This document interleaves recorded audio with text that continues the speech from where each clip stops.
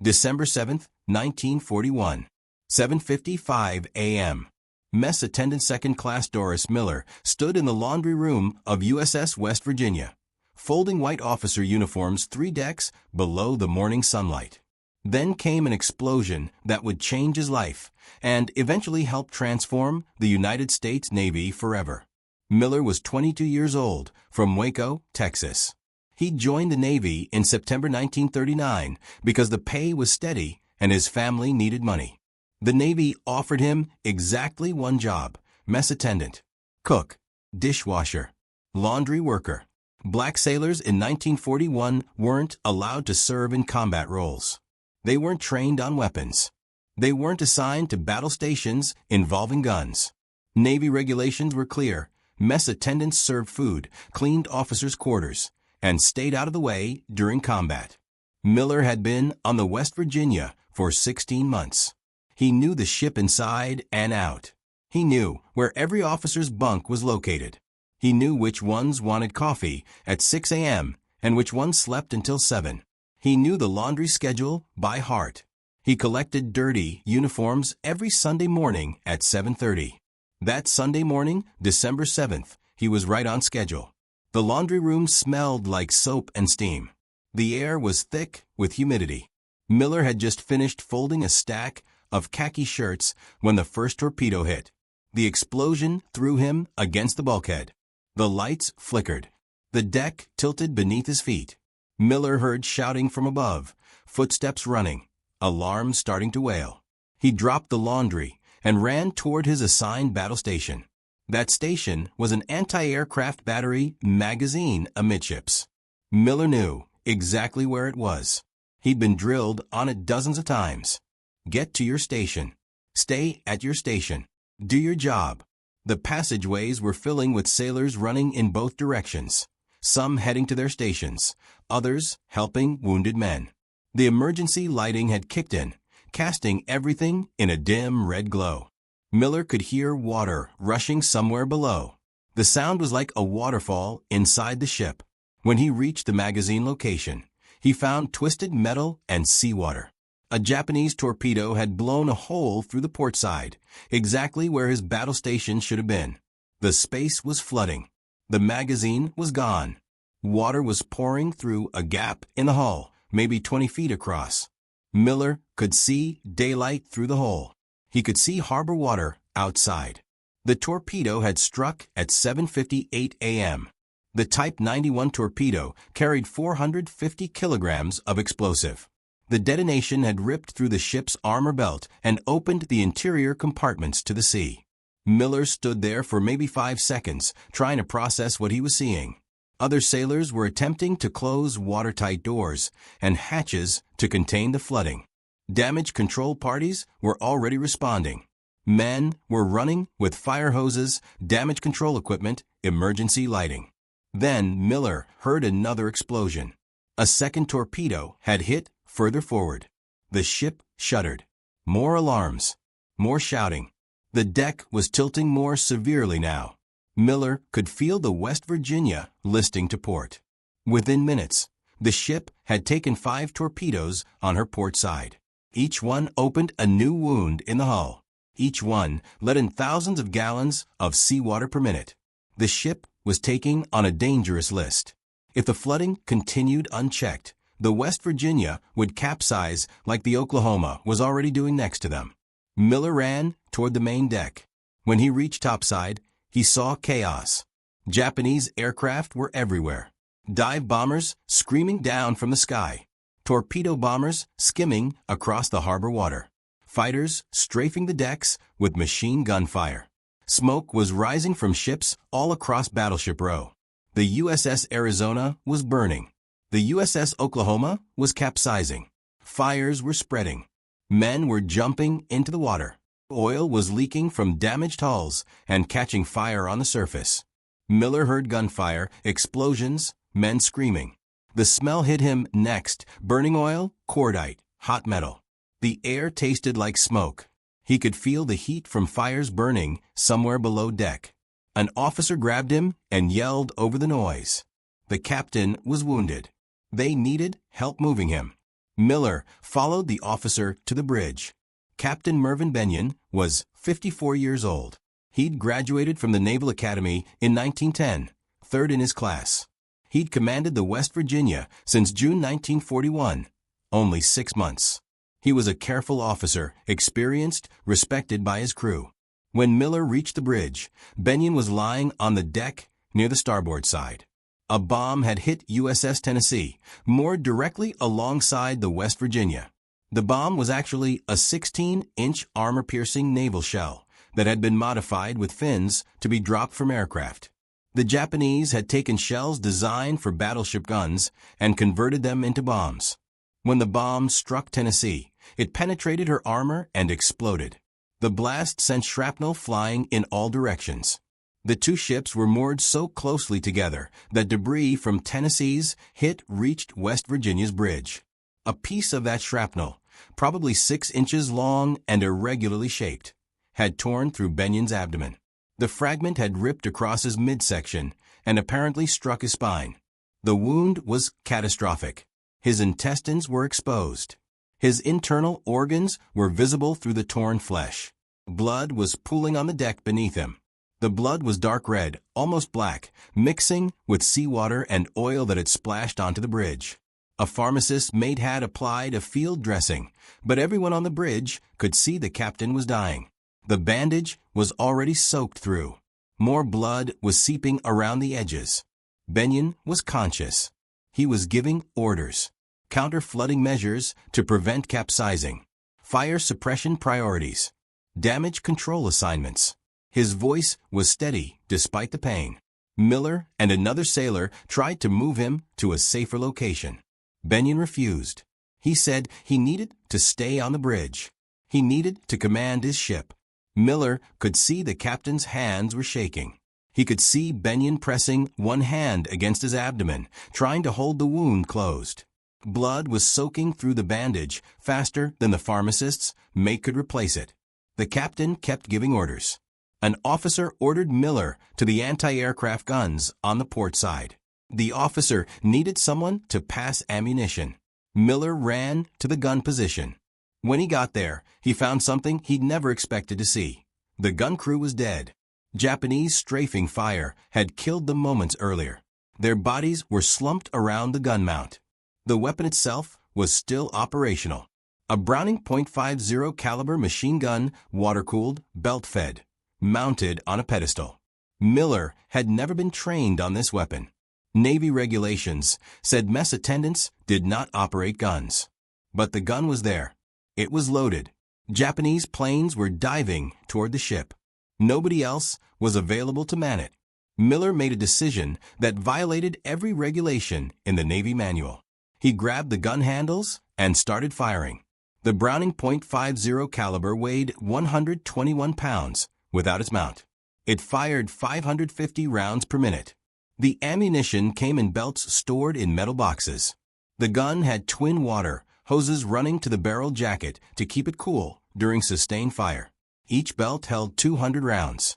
The ammunition was a mix of armor-piercing, incendiary, and tracer rounds. Every fifth round was a tracer, leaving a visible streak so the gunner could see where his fire was going. Miller had watched gun crews during training exercises. He'd seen them load, aim, and fire. He understood the basic mechanics. Point at the target, pull the trigger, keep the barrel on the aircraft, compensate for lead. The gun kicked hard when he fired. The recoil pulsed through the mount into the deck. The noise was deafening. Even with the sounds of explosions and aircraft engines all around, the Browning's rapid fire dominated his immediate soundscape. Spent cartridges ejected to the right side, clattering onto the deck. Brass casings bounced and rolled with each burst. The smell of burned powder filled his nose. Cordite and gun oil mixed with the smoke from fires burning across the harbor. Miller could feel the vibration through his hands and arms.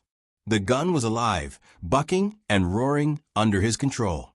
He aimed at a Japanese dive bomber that was pulling up after releasing its bombs. The aircraft was an Aichi D-3A, what the Allies would later call a VAL. It had just dropped its payload on the Tennessee and was climbing away at about 200 miles per hour. Miller pressed the trigger and held it down. Tracers reached out toward the aircraft in a stream of fire. Some rounds missed, arcing past the bomber into the sky. Some hit. He saw sparks along the bomber's fuselage, where armor-piercing rounds struck metal. The plane kept flying. The damage wasn't enough to bring it down. He shifted his aim to another aircraft. A torpedo bomber was coming in low over the water, heading straight for Battleship Row. It was a Nakajima B-5N, a Kate in Allied designation. The bomber was maybe 50 feet above the harbor surface, its torpedo visible beneath the fuselage. Miller led the target, aiming ahead of the aircraft's nose. He needed to put his bullets where the plane was going to be, not where it was now. He fired another burst. This time he saw pieces fly off the aircraft's wing. Control surface fragments tumbled away. The bomber wavered, its flight path disrupted, but the pilot maintained control and continued the attack run. The torpedo dropped. Miller lost sight of it in the chaos. He didn't know if it hit anything. There was too much happening too fast to track individual attacks. Miller kept firing for approximately 15 minutes. He fired at every Japanese aircraft that came within range. He went through multiple ammunition belts. The water in the cooling jacket started to steam. The gun handles grew hot despite the water cooling. His shoulders ached from the recoil. His ears were ringing from the noise. He kept firing until an officer ordered him to stop. The gun was out of ammunition. The ship was sinking. Everyone needed to abandon ship. Miller ran to help move wounded sailors to the main deck. The West Virginia was settling deeper into the harbor. Water was rising through the lower decks. Fires were spreading despite the counter-flooding. The list to port had stabilized, but the ship was clearly going down. Miller helped carry injured men up ladders, through passageways filled with smoke, past fires and flooded compartments. The deck was slick with oil and blood. His hands were burned from touching hot metal. His uniform was soaked with seawater and other men's blood. He could barely hear anything except a constant ringing in his ears. Captain Benyon was still on the bridge when Miller passed by. The captain was still giving orders. His voice was weaker now. Miller could see the blood loss was taking its toll. Benyon died on the bridge sometime before 9 a.m. He refused to leave his post. He commanded his ship until he physically couldn't speak anymore. The Navy would later award him the Medal of Honor, posthumously. Miller was one of the last men to leave the West Virginia. The ship had taken 7 torpedoes and 2 bombs. Over 100 of her crew were dead. Many more were wounded. The battleship settled onto the harbor bottom with her superstructure still above water. Fires continued to burn for hours. Some men were trapped below deck in sealed compartments. They would die there over the next several days as their air ran out. Miller swam through oil-covered water to reach safety. The oil was burning in some places. He had to navigate between patches of fire floating on the surface. Japanese aircraft were still overhead, though the attack was winding down. The entire engagement had lasted approximately 1 hour and 50 minutes. By 9:55 a.m., the Japanese aircraft were gone. What remained was destruction on a scale Miller had never imagined possible. 8 battleships damaged or sunk. 3 cruisers damaged. 3 destroyers damaged. 188 aircraft destroyed. 2,403 Americans dead. Another 1,178 wounded. The United States Pacific Fleet had been crippled in a single morning. Miller went to sick bay. Medics checked him for injuries. He had burns on his hands from the gun handles and hot metal. His hearing was damaged from the sustained gunfire without ear protection. He had bruises and cuts from being thrown around during the explosions. Nothing life-threatening. He was sent to a temporary barracks facility while the Navy sorted out what to do with survivors from the damaged ships. Nobody asked Miller what he'd done during the attack. Mess attendants weren't expected to do anything except survive. The official reports from the West Virginia mentioned unnamed sailors who had manned guns during the attack, but no names were recorded. The Navy was focused on damage assessment, casualty counts, and preparing for war. Individual acts of heroism by enlisted men, especially black enlisted men, were not a priority for documentation. Miller returned to regular duty assignments. He was reassigned to USS Indianapolis in December 1941. He went back to working as a mess attendant, serving food, cleaning quarters, doing laundry. The war continued. The Navy needed cooks more than it needed heroes. What neither Miller nor the Navy fully understood at the time was that the story of what happened on the West Virginia's bridge was spreading through unofficial channels. Sailors talk. Men who survived the attack told other sailors what they'd seen. Someone had manned a machine gun on the West Virginia. Someone had fired a Japanese aircraft for 15 minutes without any training. Someone had helped move Captain Benyon. Someone had helped save wounded sailors. That someone was a mess attendant named Doris Miller. The story reached the black press by January 1942. The Pittsburgh Courier started investigating. They wanted to know who this unnamed hero was. They wanted to know why the Navy hadn't identified him. They wanted to know why a black sailor who had fought back against the Japanese was being ignored by official reports. The Courier put pressure on the Navy. Other black newspapers joined in. The National Association for the Advancement of Colored People got involved. Civil rights organizations demanded information. By March 1942, the Navy finally confirmed the sailor's identity. Mess Attendant Second Class Doris Miller. The story exploded. Miller became famous overnight. The black community had a war hero. Someone who had proven that black sailors could fight. Someone who had shown courage under fire. Someone who had violated racist regulations to defend his ship and his country. The Navy faced a political problem. They had a genuine hero who had violated regulations. Miller had operated a weapon he wasn't authorized to use. He had acted outside his assigned role. By regulation, he should have faced discipline. But the public pressure was enormous. The black press was demanding recognition. Civil rights leaders were using Miller's story to push for desegregation of the military. White newspapers were picking up the story. Miller had become a symbol. The Navy made a decision. They would recognize Miller's actions with a commendation. On May 27, 1942, Admiral Chester Nimitz, Commander-in-Chief of the Pacific Fleet, presented Miller with the Navy Cross. The ceremony took place on the flight deck of the aircraft carrier USS Enterprise, anchored at Pearl Harbor. The Enterprise had been at sea during the Pearl Harbor attack, sparing her from the devastation. Now she was serving as the symbolic center of American naval power in the Pacific. Nimitz pinned the medal on Miller's uniform and said this marked the first time in this conflict that such high tribute has been made in the Pacific Fleet to a member of his race. The statement was both recognition and reminder. Recognition that Miller had earned the honor. Reminder that his race still mattered, still set him apart, still defined how the Navy saw him. The Navy Cross was the third highest decoration for combat valor. Only the Medal of Honor and the Navy Distinguished Service Medal ranked higher. At that time in 1942, the Navy Cross was actually the second highest award because Congress hadn't yet reorganized the precedence of decorations. That reorganization would come later in August 1942.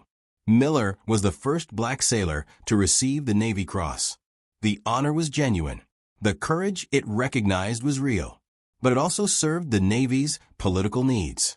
By honoring Miller publicly, the Navy could respond to pressure from civil rights organizations and the black press while still maintaining the segregated structure of naval service. Miller got his medal. He got promoted to Mess Attendant First Class. But he was still a mess attendant. He was still restricted to non-combat ratings.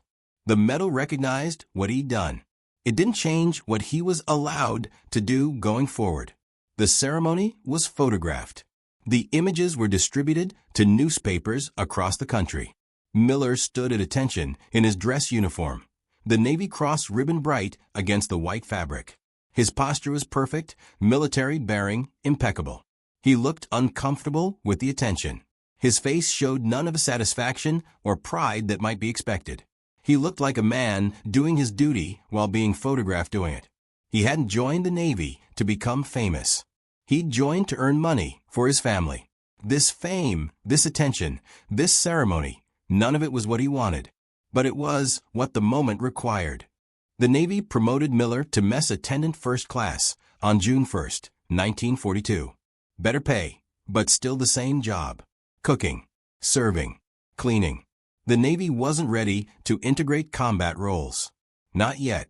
But Miller had forced them to acknowledge that black sailors could fight. That acknowledgement was significant. It created pressure for change. In April 1942, even before Miller officially received the Navy Cross, Secretary of the Navy William Franklin Knox announced the opening of an all-black naval training facility in Illinois. The Navy was beginning to crack open the door to integration. It was a small crack, but it existed. Miller's actions on December 7th had helped create that opening. In November 1942, Miller was ordered back to the United States for a war bonds tour. The Navy wanted to use his story to sell bonds and encourage enlistment. Miller traveled to Oakland, California. He visited his hometown of Waco, Texas. He spoke in Dallas. He addressed the first graduating class of black sailors from Great Lakes Naval Training Station. He appeared on a 1943 Navy recruiting poster with the words "Above and Beyond the Call of Duty" printed below his photograph. The poster artist was David Stone Martin. The image showed Miller in his dress uniform looking directly at the viewer. It was used across the country to recruit black sailors into the Navy. Miller gave speeches at war bond rallies. He shook hands with civilians. He posed for photographs. He answered the same questions over and over. What was it like? Were you scared? How did you know how to fire the gun? Miller's responses were typically brief. He said it wasn't hard. He just pulled the trigger and the gun worked fine. He'd watched other sailors with the guns during training. He thought he got one of the Japanese planes. They were diving pretty close. Miller didn't elaborate much beyond those basic facts. He wasn't comfortable being a public speaker. He was a cook who had done what needed to be done. He didn't see himself as special. But the Navy and the country needed him to be special. They needed a symbol. Miller filled that role even though he would have preferred to avoid it. In February 1943, the Navy changed the mess attendant rating title to steward's mate, a cosmetic change, but it indicated some movement toward recognizing the dignity of black sailors. The job was still the same. The segregation was still in place, but the language was shifting. Miller completed his war bonds tour and requested assignment back to a combat vessel. The Navy sent him to Puget Sound Navy Yard in Bremerton, Washington in May 1943. He was assigned to the newly constructed escort carrier USS Liscum Bay, designated CV-56.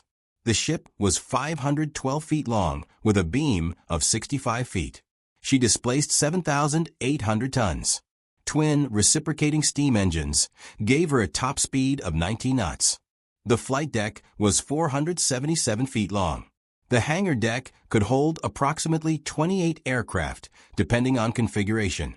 Liscum Bay was one of 50 Casablanca-class escort carriers being built rapidly to support the Pacific campaign.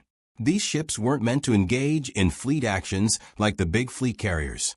They provided air support for amphibious landings, convoy escort, and aircraft ferry service. The crew numbered 960 men. Miller was promoted to cook third class on June 1, 1943. Better pay again, still cooking. He worked in the galley preparing meals for officers and crew. The Liscum Bay completed shakedown exercises and departed for Pearl Harbor on October 22, 1943. The ship trained in Hawaiian waters for several weeks, then left Pearl Harbor on November 10, 1943, to join Task Force 52. The target was the Gilbert Islands, specifically Macon Atoll and Tarawa Atoll. The invasion, codenamed Operation Galvanic, began on November 20, 1943. It was the first major American offensive in the Central Pacific. The Liscum Bay provided air support for ground forces attacking Macon Island. The carrier launched aircraft to provide close air support, conduct reconnaissance, and attack Japanese positions. The operation was going well. American forces were securing the islands. The Japanese garrison on Macon was nearly eliminated. The invasion was succeeding. But the Japanese submarine I-175 was prowling the waters near Macon. The submarine was commanded by Lieutenant Commander Suenao Tabata. He'd arrived in the area on the night of November 23, 1943. He positioned his submarine outside the destroyer screen, protecting the American carriers. On the morning of November 24, 1943, reveille sounded aboard Liscum Bay at 4:30 a.m. Miller woke up, dressed, and reported to the galley to begin preparing breakfast. The ship's routine was normal. Aircraft were being prepared for the day's operations. Flight crews were checking their planes. The hangar deck was busy. 13 aircraft were positioned on the flight deck, fueled and armed. 7 more were in the hangar, not yet fueled. At 5:05 a.m., the ship went to routine general quarters as flight crews prepared for dawn launching. This was standard procedure. Miller was likely at his battle station. Navy records suggest he was assigned to a 20 mm anti-aircraft gun on the starboard side, somewhere between frames 155 and 145. The carrier was steaming northeast at about 15 knots. Liscum Bay was positioned in a way that presented her broadside to the area where I-175 was lurking. At 5:10 a.m., a lookout on Liscum Bay spotted a torpedo wake heading toward the ship. He shouted a warning. The white trail of bubbles in the water was unmistakable. Torpedo inbound. Starboard side. But the torpedo was too close and moving too fast. There was no time to maneuver, no time to change course, no time to do anything except brace for impact. It was too late.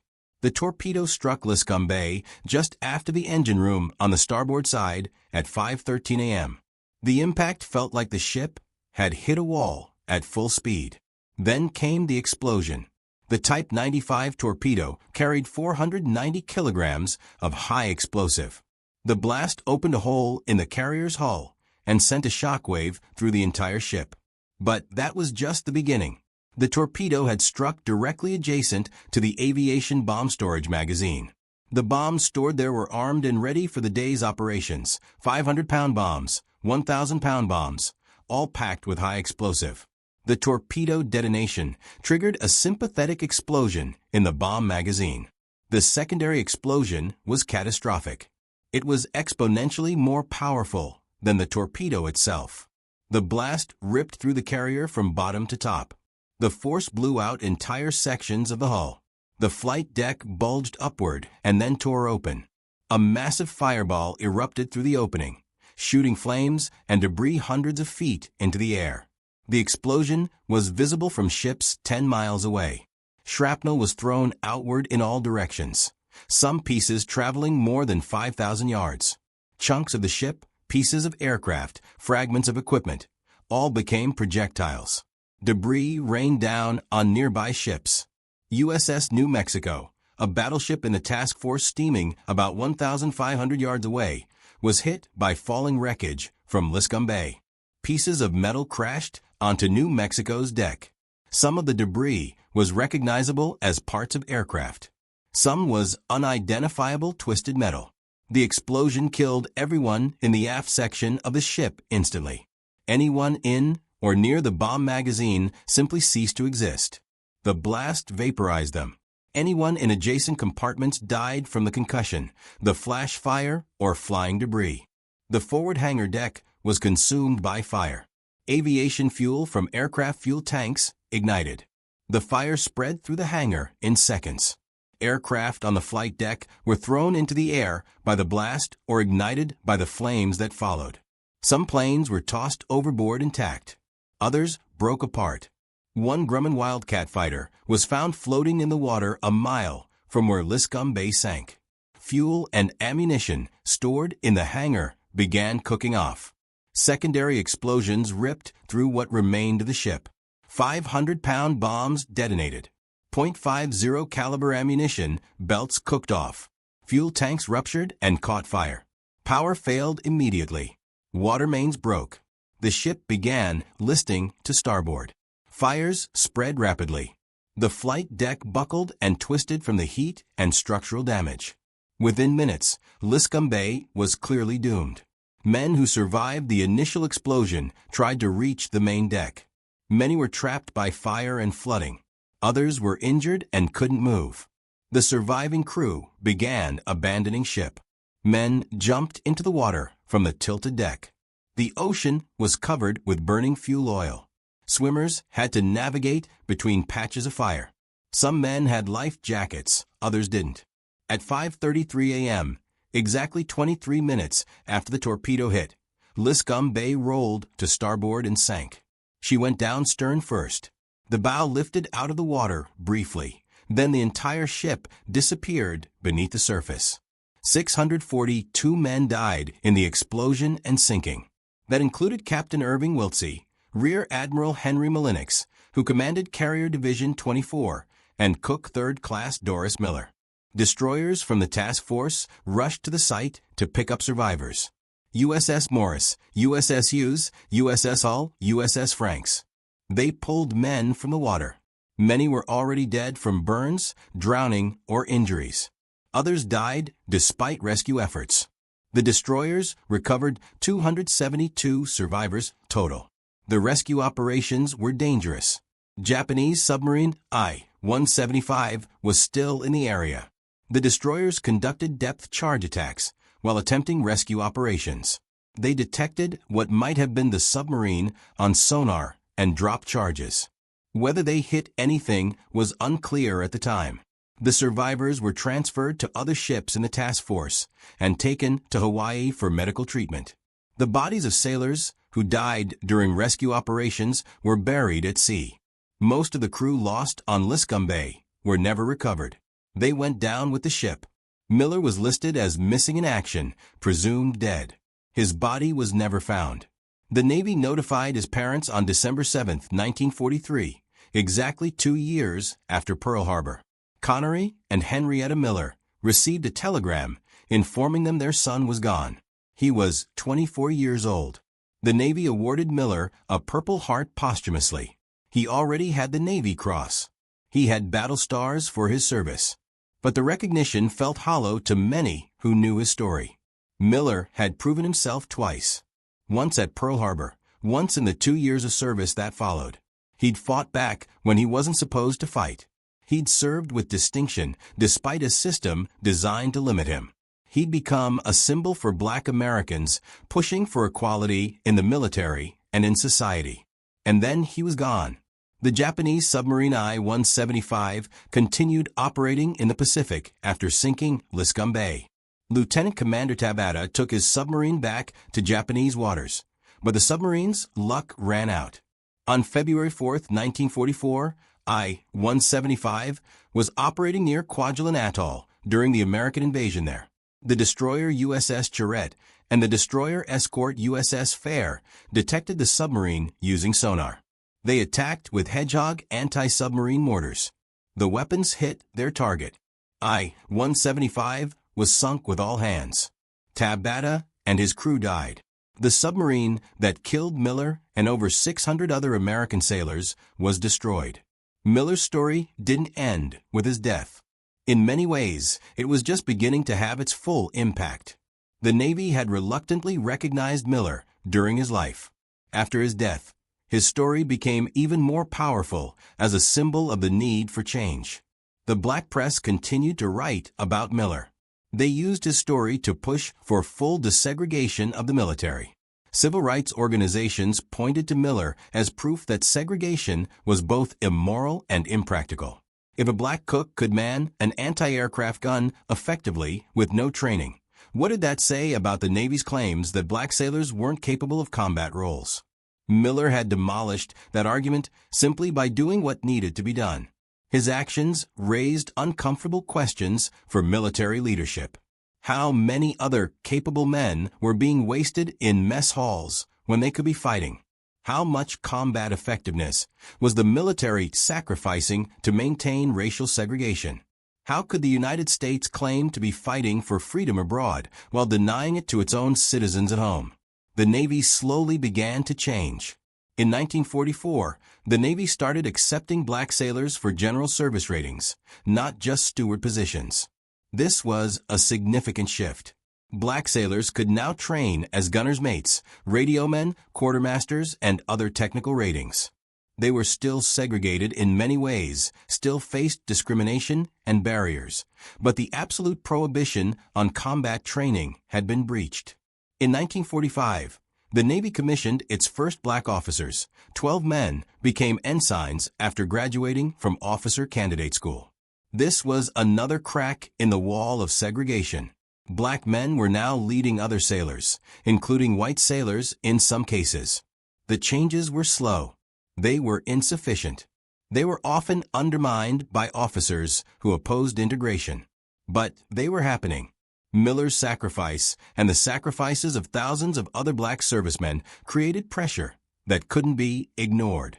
In July 1948, President Harry Truman issued Executive Order 9981, mandating desegregation of the armed forces. The order stated that there shall be equality of treatment and opportunity for all persons in the armed services without regard to race, color, religion, or national origin. The order didn't immediately integrate every unit.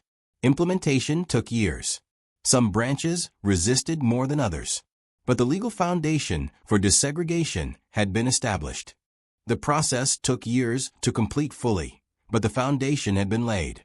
Miller's actions on December 7, 1941 had been part of that foundation. Not the only part, not even the most important part in terms of policy changes, but a visible, undeniable, emotionally powerful part. When Americans thought about racial integration in the military, many thought about Doris Miller manning that gun at Pearl Harbor. That image, that story, that moment became a touchstone in the larger struggle for civil rights. In 1973, the Navy commissioned the frigate USS Miller, hull number FF-1091, named in honor of Doris Miller. The ship was a Knox-class frigate, 438 feet long, commissioned at Norfolk Naval Shipyard in Portsmouth, Virginia. She served in the Atlantic Fleet and Mediterranean, participating in numerous operations during the Cold War. The Miller was decommissioned in 1991 after 18 years of service. In 1991, a bronze commemorative plaque was dedicated at Doris Miller Park, a housing community near Naval Station Pearl Harbor.